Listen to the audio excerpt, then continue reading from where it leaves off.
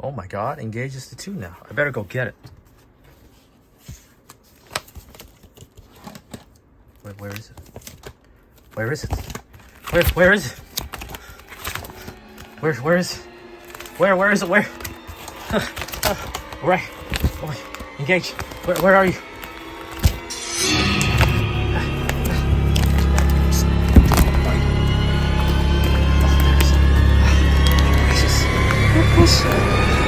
Hey YouTube, we have returned. You saw the new ban list, right? And GOG is now at 2. So that means tier 0 Sky Striker confirmed, of course. Ha ha ha. 4 more years of Ray. 5 more years actually. I stand corrected. Of course, I'm low-key joking, but not really.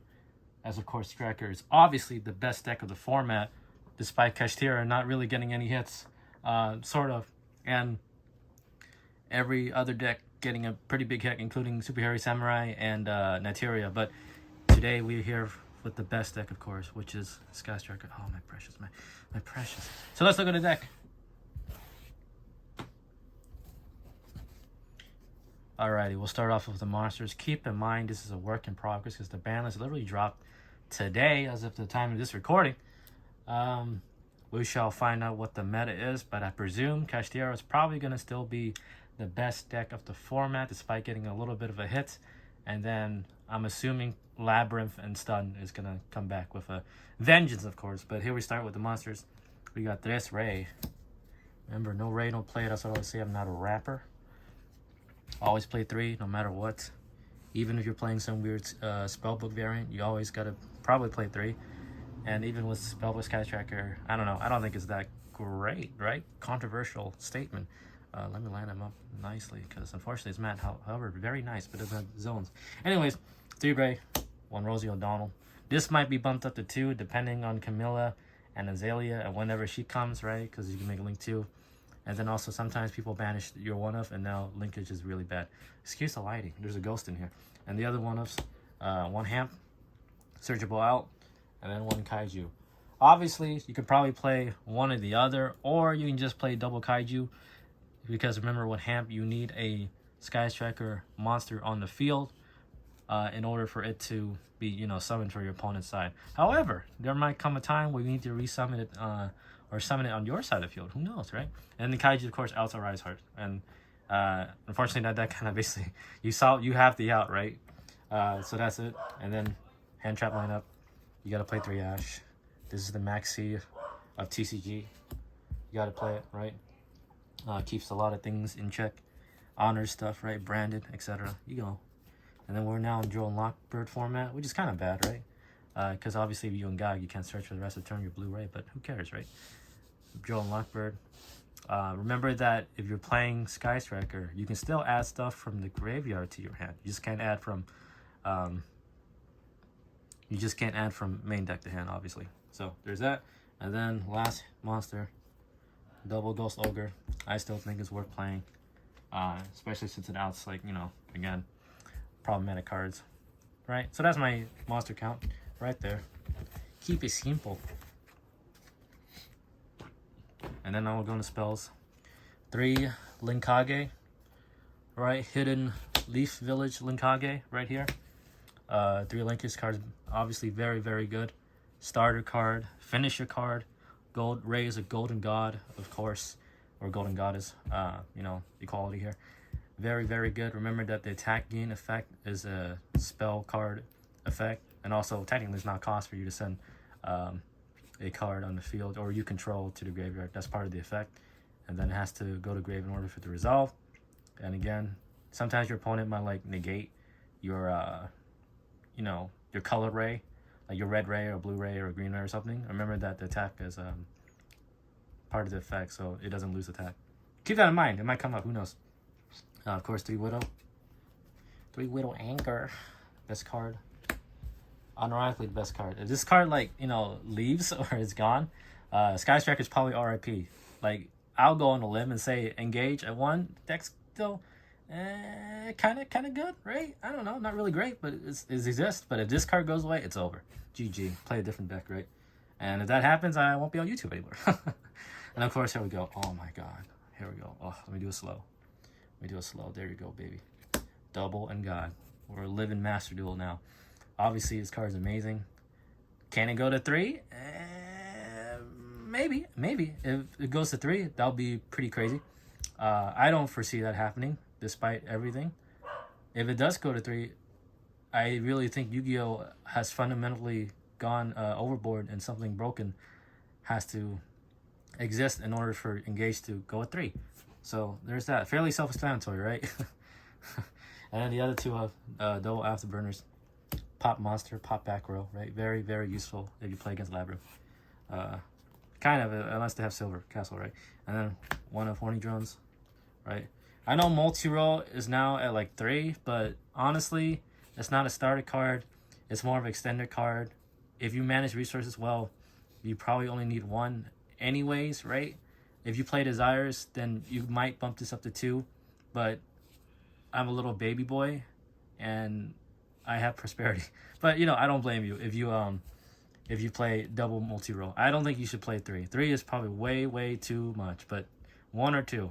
Personally, I prefer just 1, because I'm not a very lucky boy as well. If you watch me play Yu-Gi-Oh, because this will probably get Heartbeast, Fat Duster, or even Master or something stupid like that. You probably just need 1. Other one is Shark Cannon, Banishing, right? Yugioh. This is to basically search into any of these cards now, because we play a decent amount, right? So you could obviously get into Engag. You could get value out of this with linkage, etc. Really worth playing, I think, now. In the non-strike cards, 3 prosperity. I choose to play 3 because TCG land is siding involved, has siding involved. Obviously, if you can't afford prosperity, you play Desires and probably an upstart or something like that. But prosperity is really good because in games 2 and games 3, you can search into your side deck cards, and then that'll hopefully save you from the game or something like that, right? That's why you play prosperity, or why I choose to play prosperity over Desires, and also because I can, you know, afford it. Got lucky. So there's that. Double Cyclone, right? Double Cyclone, get rid of back row, because his deck... I went to locals recently, and I lost every match, unfortunately. I did not defend Ray's Honor, because I played against Labyrinth, and they just basically skill drain and anti-spelled me, and you can't really do anything about that, except get good, right? So, oh well, now I'm main decking Cosmic Cyclone, because I know what my locals, new locals, is going to involve. So, 1 terraforming. And then Thrust. Thrust should probably be a 3 or 1 or 0. I feel like 2 is a weird ratio for that. And also at the same time, depending on what the format, you know, evolves to, I'm sure people play around Thrust, and then you're probably not going to get too much value out of it. I don't know. It's a weird card. I really, like, when I draw it, great. If not, then, you know, I felt like I never needed it to win anyways, right? So that's my opinion, though. I don't know. Obviously, it did not work out in locals because, you know, if your opponent just flipped anti-spell on you during standby, it's nothing you can do. That's get good. And then because of that, tactics. Talent, which is something we can search off of that, of course. Rhoda. If you for some reason need to want to search this, like you don't have Ray, that's a guaranteed way to get Ray, technically, right? And then the 1 Duster, we can search that off, of course, tactics, Thrust, and then Final Traps, right? 3 in perm, fairly standard, right? That's the main deck. I believe it should be 41 cards. 41 cards. Now we're going to extra deck. Fairly standard. I don't think anything crazy, right? 3 red Ray. Alt art to Master Duel when? I don't know, but hopefully soon. Hopefully soon. 3 red Ray. 3, she's looking at Walking Garbage Ray, of course. 3 blue Ray. Right? Fairly standard, right? 2 green Ray. You only need, realistically, 2 when Camellia comes out, which is the dumper. You might want to cut this to 1, maybe, because she basically fulfills the same purpose as Green Ray, which is send a Sky Striker card from the deck to grave, so you can get the bonus effect with your spell cards, right? So, do you need to play more than 1 when that comes out? Maybe, we'll see. You'll have to build your main deck accordingly, of course, because obviously there's a link 1, and Camellia's a link 2, so you might need to play more rows or something like that, but 2 for now. And then I play 2 Zeke, right? I'm very aggressive with my Widow Anchors, more than often than I should, because it's such a good card, right? Mind Control, Disruption. It's gonna guarantee to, you know, negate something. Not many people can negate like the Widow Anchor. Obviously, unless they have full board and sucks for you, but it's always gonna have something live, and then you just steal the monster, link it off, and you don't have to worry about it anymore. One yellow ray, and then the last 4 cards. Like I always say, flex spots, unicorn, right? That's what I'm playing right now. IP Masquerena, and then dark, and access code. These are the 4 flex spots. They can literally be whatever you want. If you can't have access code, you can always play Blacklisted Soldier, I believe. The Link Blacklisted Soldier. You can play, I believe, Boral Sword for a time, right? You can play that. TBH, it's kind of, more of a game ender card if you can summon it, but, more often than not, I never summon this, and, like, that was the reason I win. More often than not, you just grind your opponent out, and then no resources, and they're surrender, right? Game 2 or game 3. So, that's extra deck. And then now, side deck, I will leave it on the screen right now. Here are my options, right? Depending on your locals, of course. And then what the side pattern is. Deciding is very important in real life. It can win you games, can lose you games. Unless you just don't have the RNG that day and you don't draw the out. So, sucks for you. But anyways, there you go. Aren't those interesting card choices? Yes, Kevin. So I hope you enjoyed this very quick deck profile. Leave some comments and suggestions down below of what you would do instead. And of course, long live Ray. Ray forever.